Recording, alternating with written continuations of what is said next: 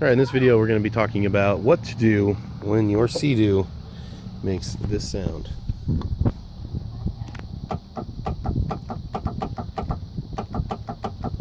It won't start.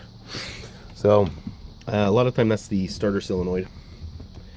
And I don't think that's a problem here. I've already tested it, but I'm going to show you how to pull it out, or at least access it. You access it here. There is, right now I've already got this fuse box taken apart, or taken out.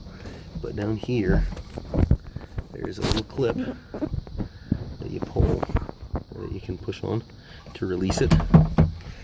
And you access it from up here. Oh.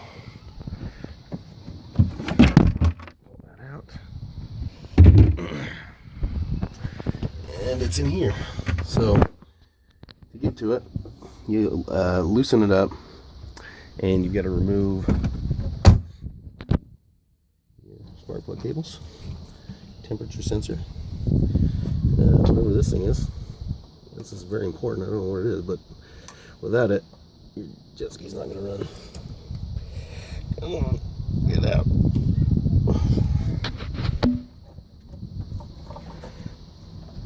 There we go. Put my right hand on it. And also, you need to take the positive cable off. So, with these removed, you can now pull this up and work on it. You know, like I said, from up here, you just put it in, kind of pull on it, and you come back here and see what it's getting caught. And loosen those up. Put those in there.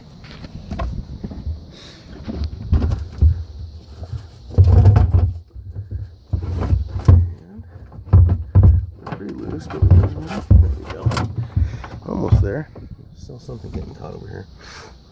Let's see. It's like a spark plug book. There we go.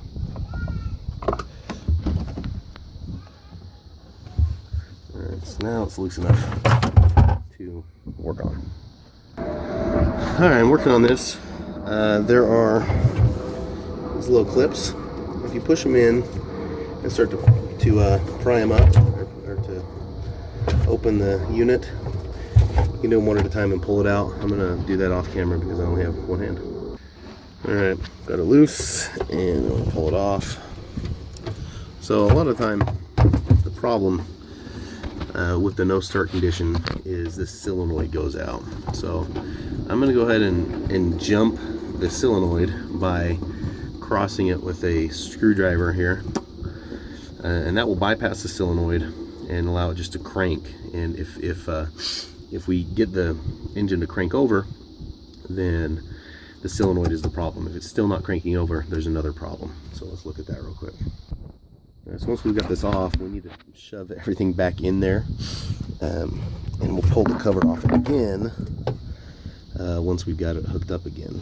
So flip this back in. Let's see which way to go. There we go. Alright, and once again, one of the problems with this, we'll be getting these cables back to where they're supposed to be. Alright, down here is where I'm going to try to jump these two. Let's see if we can get this started.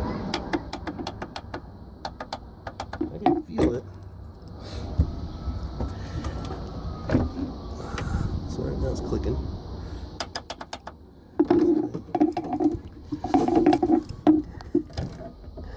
Okay. Pretty sure I'm on. Okay. It's not jumping. So next step is going to be to check my connections with the starter.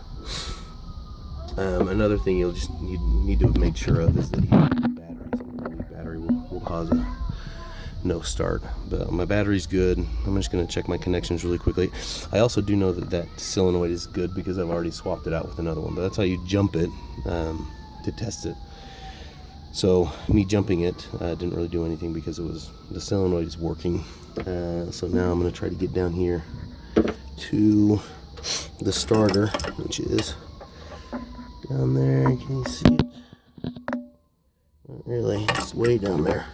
But I'm going to access it from this side.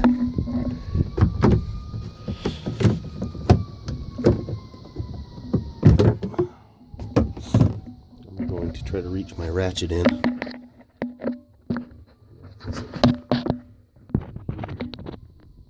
So there's a bolt. I'm not sure if you can see, there's a bolt here, there's a bolt underneath, and there's also a bolt on the end that I'm going to try to get. So I'm going to work on that right now, see what happens. Was able to pull this out. I was able to reach with a long ratchet to get to this bolt and this bolt, and then I used a wrench to get at this bolt, which attaches it to the engine block. Once I did that, this is the positive lead. I was able to pull the starter out enough to access it, and simply disconnected the battery cable, the negative battery cable. Now, alright, so luckily I've got this starter. Came from this Seadoo SP. This Seadoo SP is a 94 and appears to have the same Denko 12 volt starter ish. They look similar. The only difference is this negative battery terminal on this guy down. This, where the battery terminal connects, is not on this one. So I'm not sure where I'll connect this, but it looks like I'm probably just grounded out. Alright, so I've got the starter here. I've got it hooked up with the battery cable of that jet ski. I pulled it from here and just hooked it directly up to the battery. I've got a positive directly going to the battery, and I'm just going to pull the negative cable that was attached to it and just tap it. Okay, that tells me there's not a circuit. I think the starter's bad on this hog. That's good news. Great news, because I was worried about these shavings. There's some metal shavings in there, that's for sure. And I was really worried about those and thinking that was the reason it wasn't turning. However, I knew that the engine was turning over because I manually turned the crankshaft down here.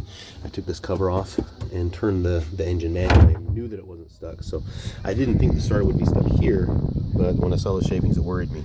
So just to make sure, I'm going to pull this this old starter, hook it up the same way I've hooked this one up, and see if we get the starter to go. It will, because I just tested it, but I'm just going to make sure. Okay, so I've got the other starter hooked up, same situation, and we'll see the starter actually move.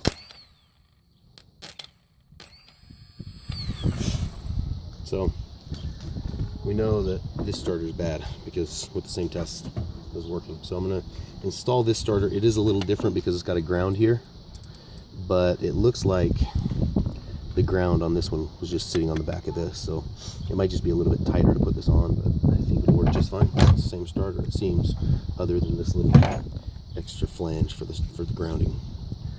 So I'm going to install it and get this thing turning over. All right, that was a huge hassle, but we were finally able to get the starter back in, moving it in from the back.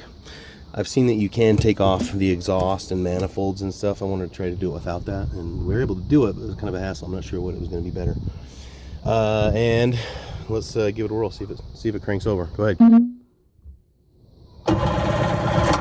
All right, and that is how you replace a starter on a Seadoo, a 1995 Seadoo SP with the 587 engine in it.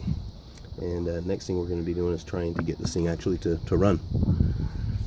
There we go. Woo!